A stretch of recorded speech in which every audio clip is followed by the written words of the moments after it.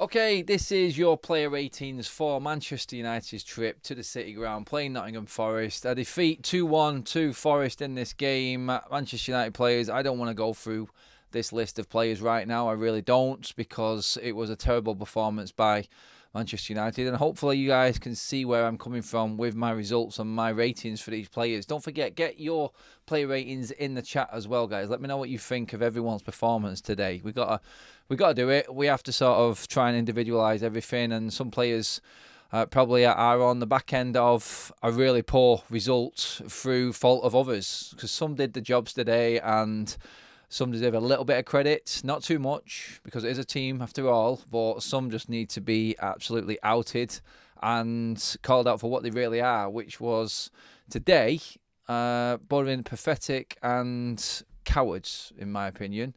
There's no excuse for this performance today from Manchester United under Ten Hag. None at all. Well, we'll get into it. We'll get in with the goalkeeper first of all. Andre Onana, could he have done any better with any of the goals? Some would say, I think someone was saying in the chat with me that De Gea could have saved that first one.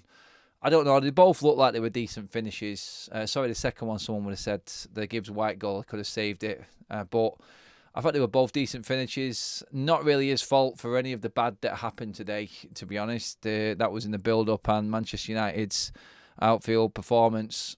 It was just, like I said, it was diabolical. It was pathetic. So Andre Onana today, I think, conceded another 2 goals. Again, third game in a row, he's conceded 2 goals. He don't fill anyone with much confidence, I don't think. 5 out of 10 today for me. Just average. Didn't really do anything. Didn't get anywhere near the shots. Like I said, not really his fault, that. But could he have commanded defence a bit better? Could he have been shouting a bit better? Could he have come and claimed anything? There were moments in there that were sort of hit and miss, and maybe not his fault. And you're trying to decide if it was his or if it was the defender's fault. But ultimately, they were worse than him today. 5 for him for turning up, really. Didn't have much else to do but pick the ball at the back of the net. On to left back and Diogo Dalot. Not the worst player on the pitch again, but part of a defence that was just all over the place in the second half.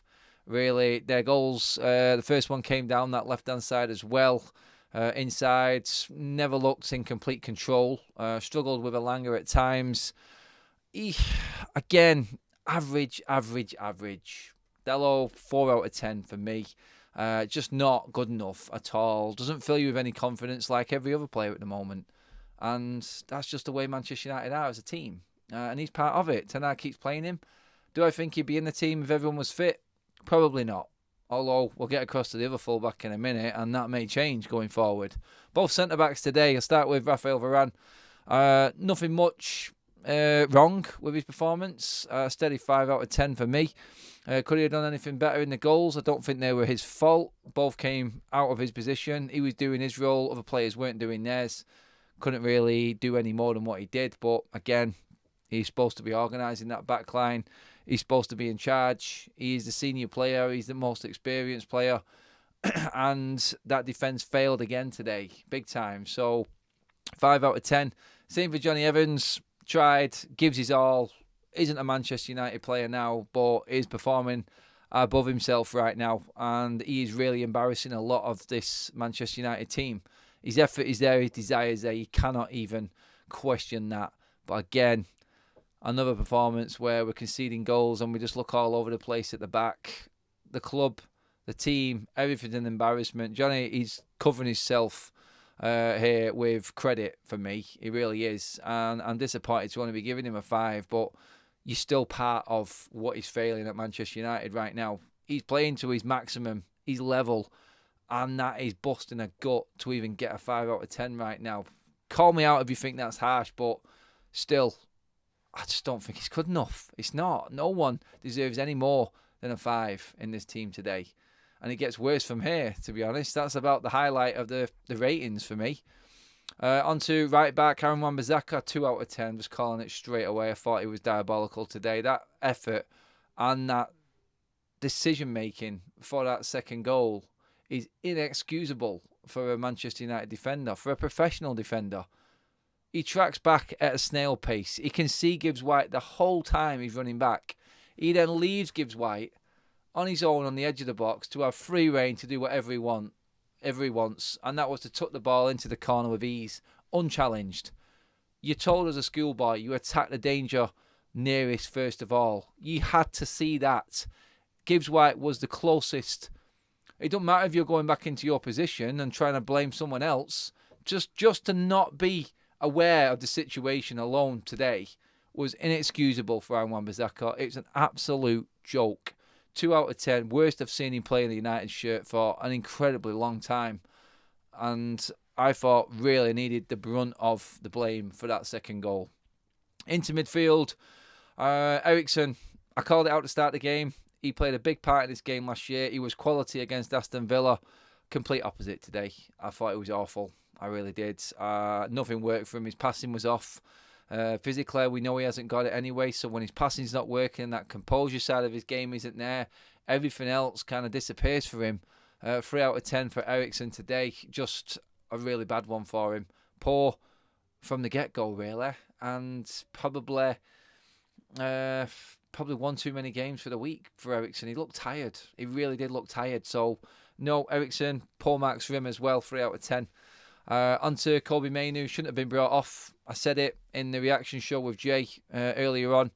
Manchester United's biggest issue wasn't defence in that game. It wasn't like Forest were peppering our goal, and I didn't have to make one save in the first half. Mainoo had that covered. It wasn't an issue. The issue was up front, but Ten Hag changed it. He took Mainoo off, and then all the problems opened up. And he actually come out and said that was tactical. Unforgivable from Ten Hag for that. I felt sorry for Mainoo. 5 out of 10.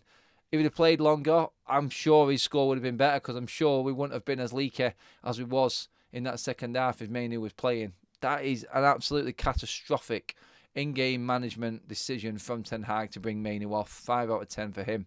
Bruno Fernandes, 2. One of my lowest marks of the day. I love him. I really do.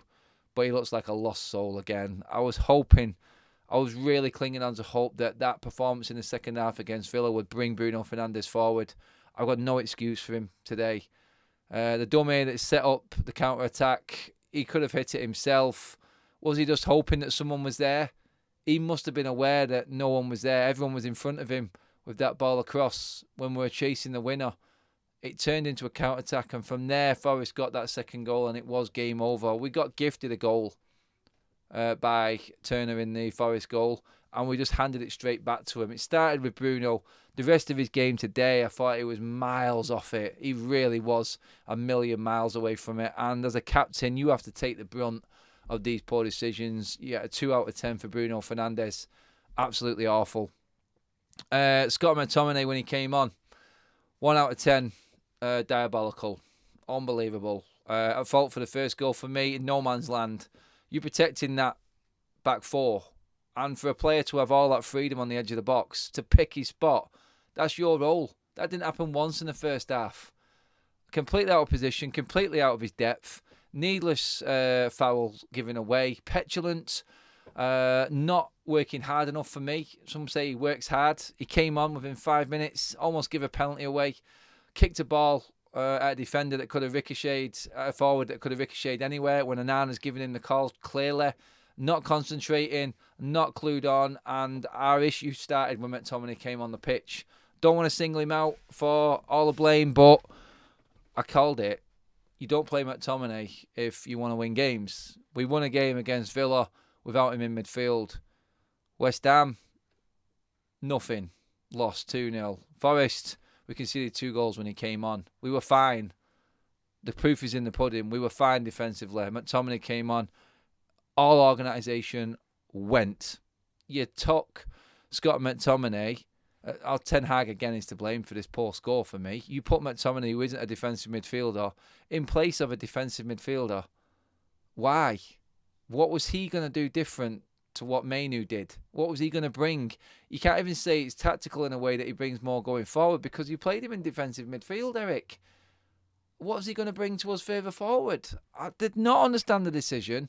I thought it was a ridiculous one from Erik ten Hag, and he's the reason mainly why Scott McTominay today is getting a 1 out of 10. I don't laugh at that because I've got nothing else left. What can I do? It's either cry or laugh.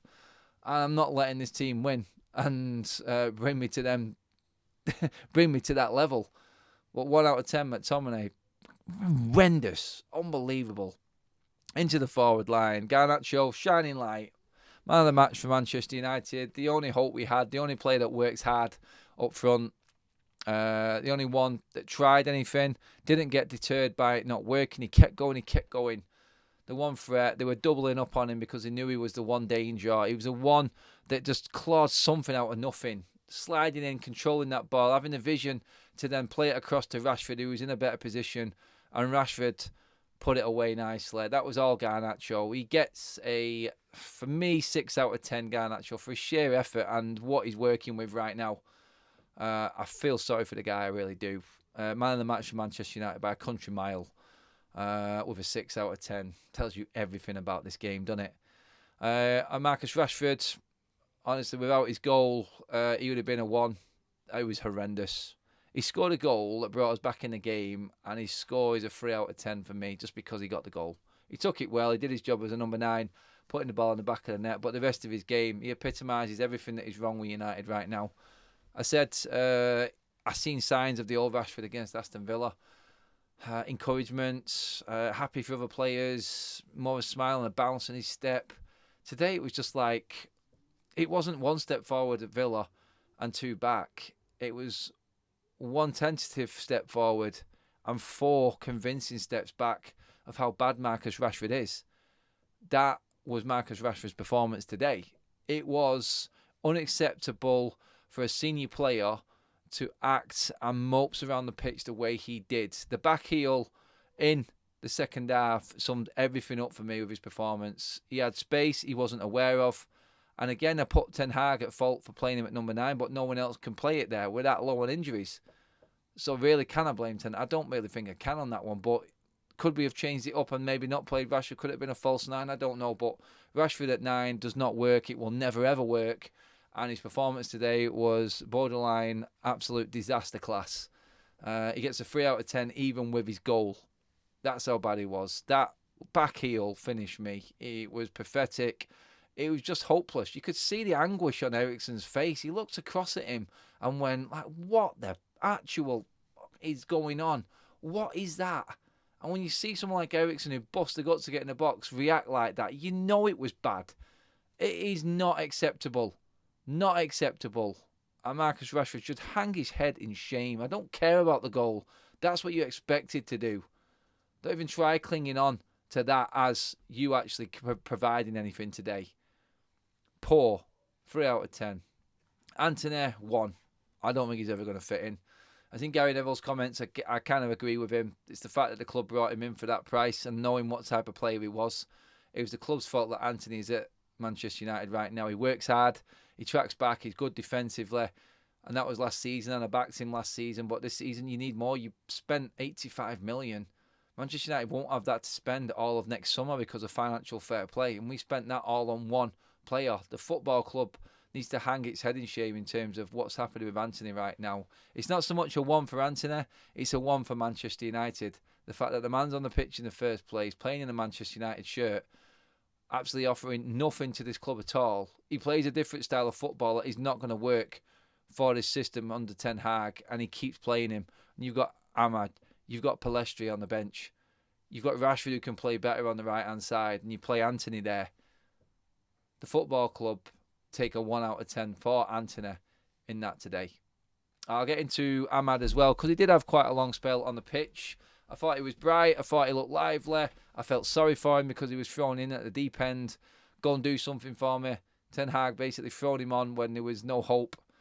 And I just look at it and I go, wow, God help the lad. God help the lad. But credit to him. Been out for, gone 4 months now. Decent performance. 5 out of 10 for him.